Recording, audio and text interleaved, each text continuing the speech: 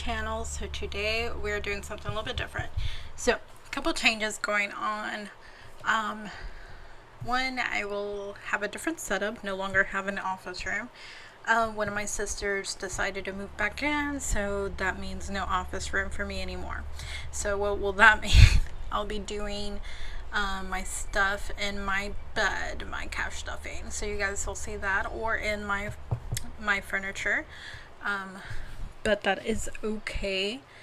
Now, where did my office stuff go? Well, thankfully our laundry room is semi-big, so some of it went to laundry room, some of it in my room. So kind of cramped. This is a very tiny house. We are trying to save to buy our own house. So while that is happening, we are doing what we can to kind of fit and help her, because she's got a situation going on and needs some help, so she's trying to move back home, which is okay. Okay, so this is my monthly budget in my financial planner. This is something I really don't ever show you guys, but I think I was like, you know what, I think this is something good to show, because besides budget by paycheck, we also do the monthly overview. That's kind of what we do first. So what does that look like? First of all, we go to our income first.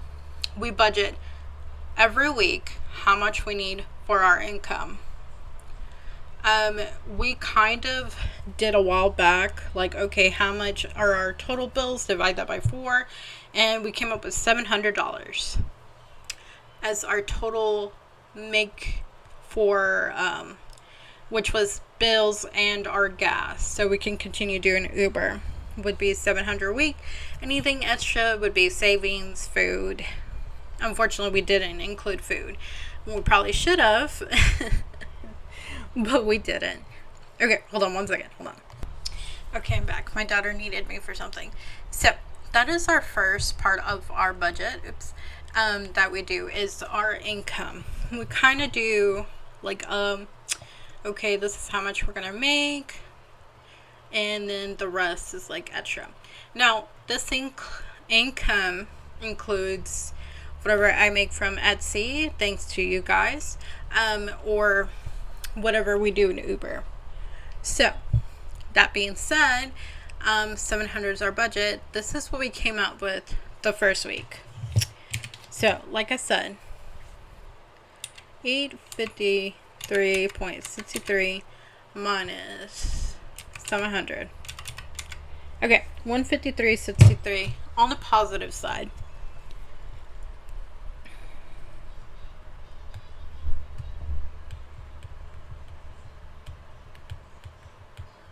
Now, I'm going to put this green just so I know this was actually a positive event. Anything in red obviously is negative, meaning less or over budgeted.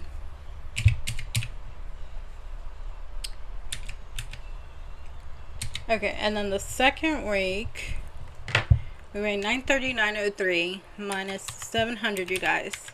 So we did a positive amount, 239.03.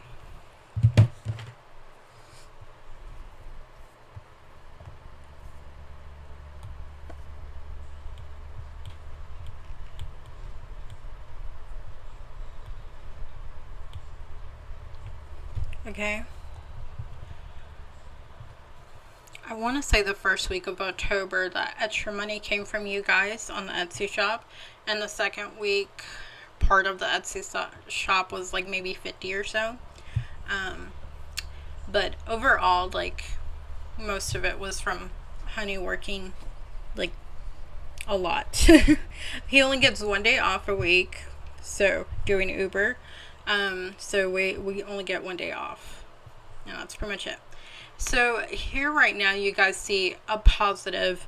Now week 3 is crazy, because like we budgeted 700, but our bills are even over the 700 this week. So we are that's gonna be a struggle week right there. Okay, so after that, I go down and kind of put my expenses here.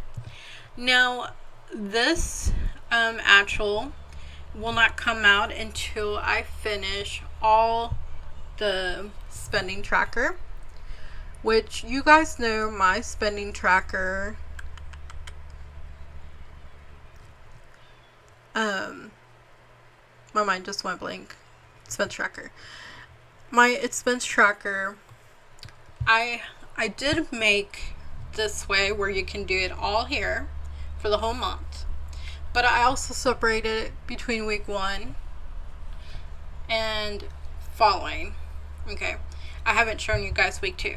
But this is how week 1 kind of looked like. Towards the end, 3 out of 7 no spend days. I mean, that just lets me know.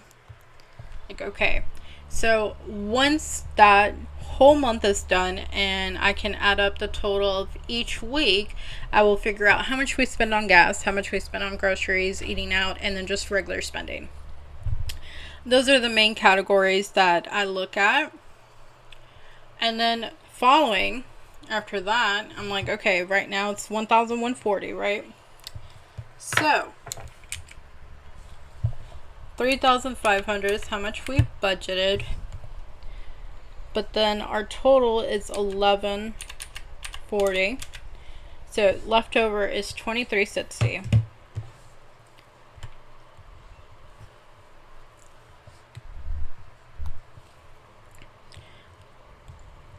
$2,360 is what's budgeted, right? So there's going to be a difference, obviously, because our income is different up here. They're positive, which is great. You always want positive income.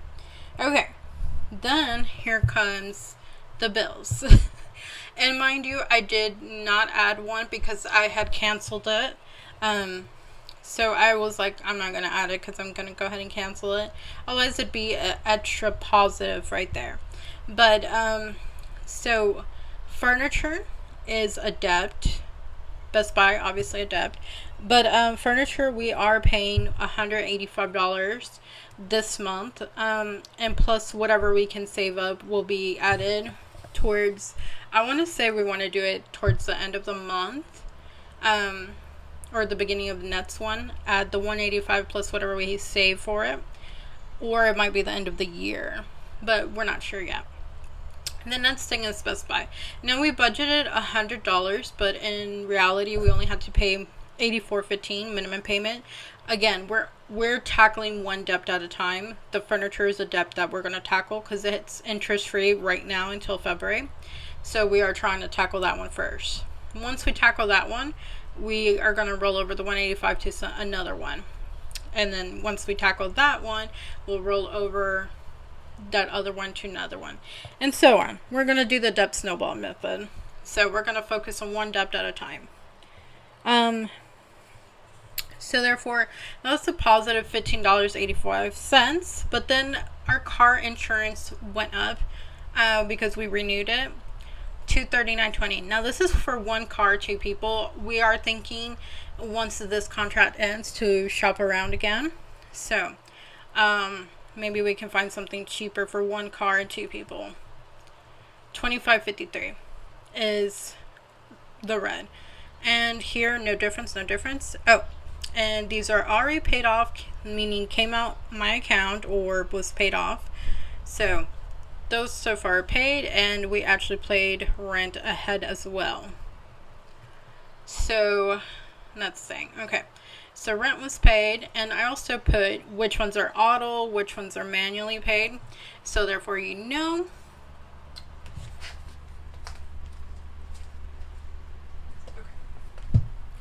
And then, okay, our HP Inc. Originally I always budget $23. But in total, it is actually $22.71, so at 29 cents positive.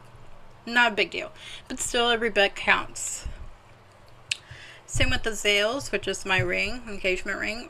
We budget $100 every month, and the minimum payment was $60, so $40 extra. Now, all these green stuff, our plan is to just put it towards furniture. So any difference that like we budgeted 100, so we are gonna have 55 extra for furniture next month. That's just how we're gonna do it.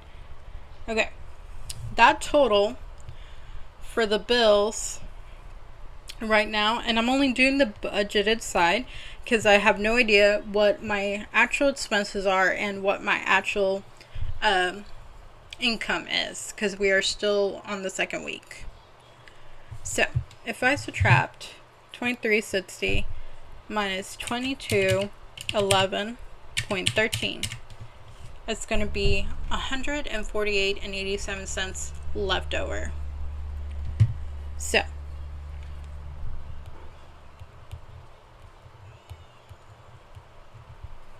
okay, so that's what that looks like.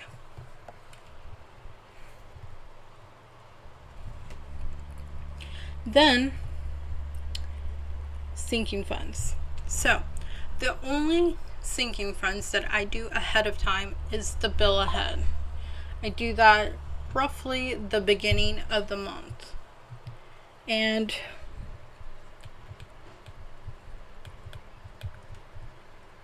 no difference. And obviously this is going towards a cash. So I do have in the sinking funds, if you guys do account or do a mixture both, you do have that option of putting cash or it's in your account, however you want to do that for the monthly budget. Okay, so that is the only thing I budget for as far as sinking funds. Anything else is just at random, but I do budget for that one. I'm gonna try next month. I'm gonna see how it goes and see if I can actually budget for more toward the sinking funds. But for the most part, this is the only one I budget. What I might do is do catch up for any sinking funds that have been pulled up. Maybe put so much for catch up so I can get current again in those bills, in those sinking funds. So other than that, we had 148 left over. So sinking funds is $46. That leaves us with 102.87 left over. So